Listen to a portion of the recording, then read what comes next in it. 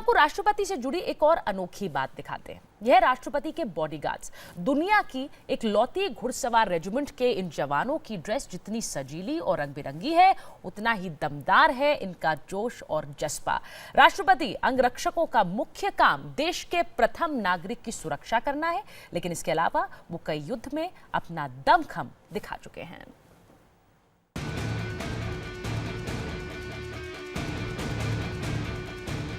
असीमित हिम्मत, जबरदस्त ताकत और बेहद अनुशासन। घोड़ों पर सवार घुड़सवारों का यह खास दस्ता देश के प्रथम नागरिक की सुरक्षा में जुटा है। सधे हुए कदम, दुश्मन पर बाज जैसी नजर और रौबदार अंदाज, यही इनकी खास पहचान है। घेराबंदी ऐसी कि परिंदा भी पर न मार पाए। पल भर में दुश्मनों को मात देने वाले ये हैं राष्ट्रपति के अंगरक्षक। खास हथियारों से सुसज्जित ये टुकड़ी देश के सबसे पुरानी रेजिमेंट में शुमार है। अब से करीब 244 साल पहले 1773 में तत्कालीन गवर्नर वॉरेन हेस्टिंग्स ने वाराणसी में इस यूनिट की स्थापना की थी। इस रेजिमेंट का गठन एक विशिष्ट घुड़सवार यूनिट के रूप में हुआ था।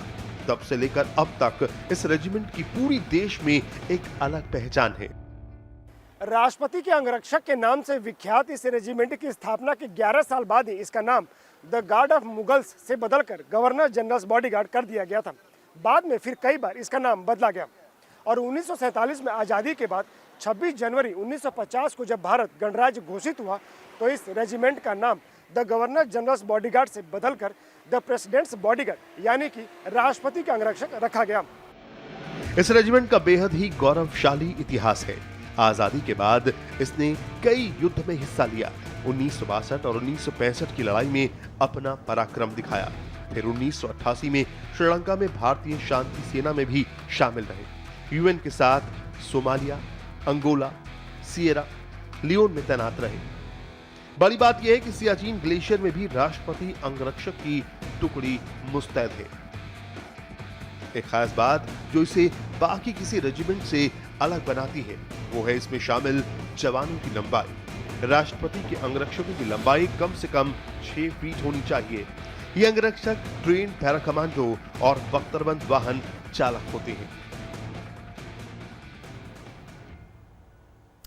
मेजर जनरल अरोड़ा, जो प्रेसिडेंशियल बॉडीगार्ड्स हैं, vice Roy bodyguards, governor general bodyguards और उसके बाद प्रेसिडेंशियल बॉडीगार्ड्स, ये एक भव्य और एक लंबा इतिहास इस सेना की सबसे वरिष्ठ यूनिट का रहा है। वजह इसकी ये है कि अभी पूरे दुनिया में कुछ ही देश हैं जिनके पास घुड़सवार रेजिमेंट्स हैं और ये अभी सेरेमोनियल रेजिमेंट्स हैं। घुड़सवारी के साथ अभी जंग में हिस्सा नहीं लेते हैं, तो सिर्फ सेरेमोनियल ड्यूटीज़ के लिए रखे गए हैं। हम लकी हैं कि हमारे पास 61 कैवलरी रेजिमेंट है जो कि एक हॉर्स कैवलरी रेजिमेंट है, जयपुर में स्थित है वो। और उधर से ही ये जो घोड़े हैं प्रेसिडेंट बॉडीगार्ड के ट्रेन होके आते हैं।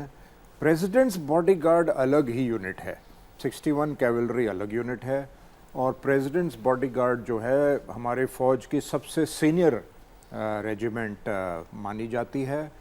और इनके जो जवान हैं सब 6 फुट से ज़्यादा हाइट के होते हैं। ये उसके रिक्रूटिंग में लिखा गया है। और ये ही नहीं, ये सब जंग के दौरान जो टैंक रेजिमेंट्स हैं उनके साथ अपना लड़ाई में हिस्सा लेने के लिए माहिर हैं। पैराशूट से भी ये इनकी ट्रेनिंग की जाती है, पैराशूट ड्रॉपिंग। और इन्होंने सियाचिन से लेके श्रीलंका और जो भी लड़ाइयाँ हुई हैं हमारी पाकिस्तान और चीन के साथ, सब में हिस्सा लिया है। क्योंकि जब जंग छिड़ती है तो ये प्रेसिडेंट बॉडीगार्ड के आदमी कम किए जाते हैं और ये यूनिट्स में भेज दिए जाते हैं। जब ये दिल्ली में हैं तो ये प्रेसिडेंट्स की सुरक्षा के लिए एज ए यूनिट, और आपने देखा होगा रिपब्लिक डे वाले दिन भी और इनका सेरेमोनियल ड्यूटीज़ के लिए इस्तेमाल किया जाता है। इनके घोड़े भी कम से कम एक हाइट दी गई है, उतना ऊंचा होने चाहिए, और सभी एक ही रंग के होते हैं, बे कलर्ड बोलते हैं उनको, और इनकी जो खास करके इनकी सिफारिश की जाती है। बिल्कुल, और ये जो एक स्क्वाड्रन है ये राष्ट्रपति भवन में ही स्टेशन रहता है, और जैसा आपने कहा कि लंबाई जो है, हाइट पहले अब 6 फीट है, पहले तो 6'3" का रिक्वायरमेंट था, उतनी होनी चाहिए थी, तो स्ट्रिक्ट रिक्वायरमेंट्स भी हैं इसका हिस्सा बनने के लिए।